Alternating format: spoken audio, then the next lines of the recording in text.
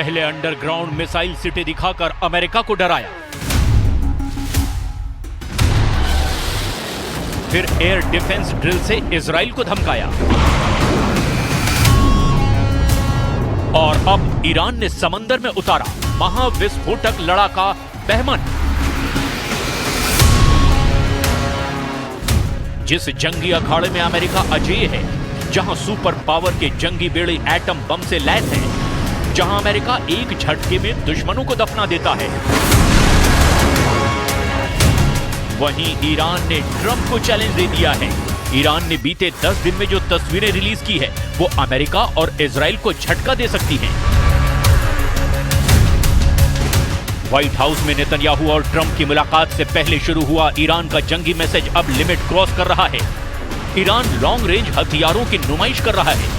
जमीन, आसमान और समंदर में युद्ध जीतने का दम ईरान भर रहा है। ईरान ने डबल फ्रंट वॉर की तैयारी कर ली है। ईरान अमेरिका के जंगी बेड़े से नहीं डरेगा। इजराइल के जंगी जेटों के आगे ईरान नहीं झुकेगा।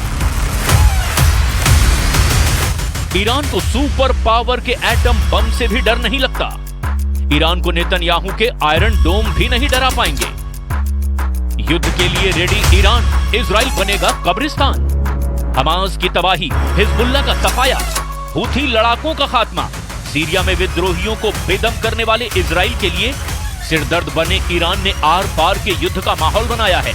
सुप्रीम लीडर अली खामनेई ने ट्रंप की धमकियों के बावजूद सुपर पावर को धोखेबाज नंबर 1 कह दिया है। अली खामनेई ने जुम्मे के दिन ऐलान किया है कि अमेरिका के साथ बातचीत स्मार्ट, बुद्धिमानीपूर्ण और सम्मानजनक नहीं है। वो ये चीनी दौलती मुज़ाकरे नबाید کرد. मुज़ाकरे کردن عاقلانه نیست، هوشمندانه نیست، शराफतमंदाने نیست। अली खामनेई का ये बयान ट्रंप के परमाणु शांति समझौते के ऑफर के जवाब में आया है। यानी ट्रंप की सभी धमकियां बेकार गई। नेतन्याहू का वॉर प्लान भी बेअसर रहा। ईरान युद्ध के लिए रेडी है। सुप्रीम लीडर अली खामनेई ने क्लियर कर दिया है, सुपर पावर अमेरिका से कोई बातचीत नहीं होगी। अमेरिका से, इजराइल से, दोनों का साथ देने वाले देशों से ईरान दुश्मनी निभाने जा रहा है। दुश्मनों के लिए ईरान ने जंगी ट्रिलर का एपिसोड 2 लॉन्च कर दिया है। खामनेई ने ब्लू बैटल ग्राउंड से ऐसे लड़ाके को उतार दिया है जिसने अमेरिका के जंगी बेड़ों में हड़कंप मचा दिया है। समुद्र में बारूदी सुनामी लाने वाले ईरान के नए हथियार का नाम है बहमन बाघेरी। मिसाइल सिटी के बाद ईरान के वॉर मोड में आने का दूसरा सबूत है ये ड्रोन कैरियर। अमेरिका और इजराइल को ईरान के वॉर प्लान से बहुत हद तक अलर्ट रखने की सख्त जरूरत है। ट्रंप के गाजा रिवेरा प्लान के बाद अब ईरान फुल एक्शन में है। हाल ही में ईरान ने अपनी मिसाइल सिटी दुनिया को दिखाई। उसके बाद प्रेसिडेंट पजेश्कियान ने यह भी दावा कर दिया कि ईरान के एटमी प्रोग्राम की पुष्टि करना बेहद आसान है। जिन्हें ईरान के न्यूक्लियर प्रोग्राम की जानकारी जुटानी है, उन्हें इसकी परमिशन है। راستی آزمایی اینم که کاری نداره. هر وقت هر موقع دلشون خواسته اومدن بررسی کردن. 100 بار دیگه بیان بررسی کنن. ईरान के अटैक मोड में आने का कारण इजराइल आर्मी बनी है। इजराइल के रक्षा मंत्री इजराइल काट्स ने गुरुवार को जानकारी दी कि उन्होंने आईडीएफ को एक नई योजना तैयार करने का आदेश दिया है। ये योजना गाजा के निवासियों को अपनी मर्जी से गाजा पट्टी छोड़ने की अनुमति देगी। दुनिया का जो भी देश उन्हें स्वीकार करने को तैयार होगा, वो वहां जाकर बस सकेंगे। काट्स ने गाजा के लोगों को दूसरे देशों में भेजने के ट्रंप के प्लान की जमकर तारीफ की है और यही बात ईरान को खाई जा रही है। ईरान कभी गाजा पर अमेरिका का कब्जा नहीं होने देगा। ईरान कभी भी हमास को कमजोर नहीं पड़ने देगा। ईरान कभी भी फाइटर ग्रुप्स का साथ नहीं छोड़ेगा। ईरान के साथ होने भर से हमास ट्रंप को ललकारने लगा है। यरूशलेम पोस्ट की रिपोर्ट के मुताबिक हमास ने अपने बयान में कहा है कि हमें गाजा पट्टी पर किसी दूसरे देश की जरूरत नहीं है। हम एक कब्जे के बदले दूसरा कब्जा स्वीकार नहीं कर सकते। हमास ने सभी अरब देशों से ट्रंप के खिलाफ एकजुट होने की अपील तक कर दी है। हमास अरब लीग से इजराइल को सबक सिखाने की बार बार अपील कर रहा है। हमास समझौते के बाद हो रहे इजराइल के हमले को इसकी जरूरत साबित करने में जुटा हुआ है। हमास के समझौते के बाद भी इजराइल ने लड़ाका ग्रुप पर हमले बंद नहीं किए हैं।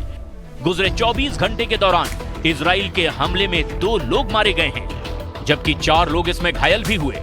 इजराइल को अब भी हमले क्यों करने पड़ रहे हैं, उसे अमेरिका के विदेश मंत्री बता रहे हैं। मार्को रूबियो ने साफ कहा कि अब भी गाजा की सुरंगों में हमास का टोला छिपा बैठा है।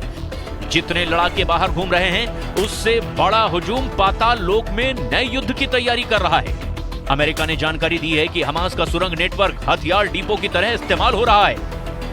As far as your question about the Gaza piece, let me go back and say that place right now, and I think the aerial images confirm, is not habitable, not just because of the destruction due to the conflict and the fact that the Hamas cowards hide underground, but also because there are unexploded munitions. There are all kinds of weapons, including Hamas weapons, in the location. That all has to be cleaned up. I think President Trump has offered to go in and be a part of that solution. And if some other country is willing to step forward and do it themselves, then that would be great. मतलब ये कि Hamas पहले से कहीं ज्यादा युद्ध के लिए तैयार है। उधर हिजबुल्लाह भी लेबनान में पलटवार के लिए तैयार है। हूथी लड़ाके लाल सागर का मोर्चा संभाल कर बैठे हैं। ईरान ने इजराइल की घेरेबंदी पूरी कर ली है, मगर अमेरिका युद्ध में आया तो क्या होगा? सुपर पावर की बर्बादी के लिए कहीं ईरान ने बहमन बाघेरी को समुद्र में तैनात कर दिया है? क्यों ईरान के ड्रोन कैरियर को अमेरिकी जंगी बेड़े का काल कहा जा रहा है? अब ये भी जान लीजिए। ईरान के रिवोल्यूशनरी गार्ड्स ने Bahman Bagheri drone carrier delivery ले ली है। ये कैरियर समुद्र में ड्रोन और हेलीकॉप्टर का लॉन्च पैड होगा। बहमन बाघेरी 1 साल तक ईंधन भरे बिना समुद्री अखाड़े में तैनात रह सकता है।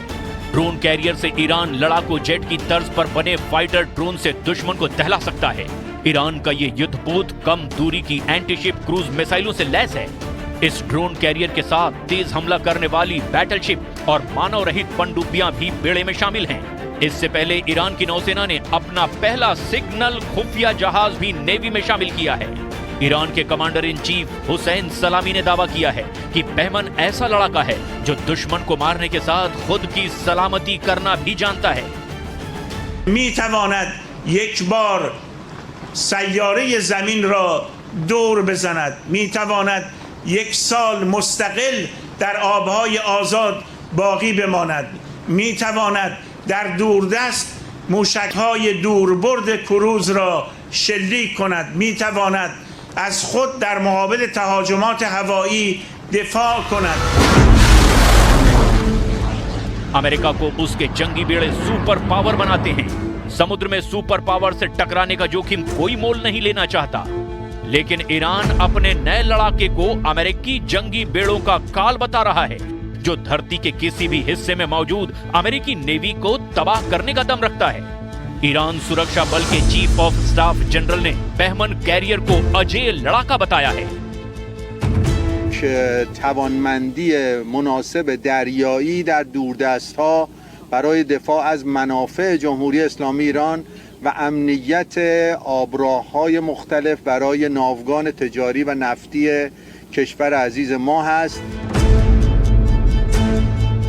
ईरान की मिसाइल सिटी का पूरा ब्यौरा नेतन्याहू ने प्रेसिडेंट ट्रंप को दिया है। ईरान की मिसाइल ड्रिल की डिटेल पर ट्रंप नेतन्याहू से बात भी कर चुके हैं। नेतन्याहू ने अमेरिका विजिट में सबसे ज्यादा टाइम ईरान से मिल रहे थ्रेट पर खर्च किया है। प्रेसिडेंट ट्रंप और नेतन्याहू ने जब मीटिंग के बाद बयान दिए तो भी दोनों के टारगेट पर ईरान ही था।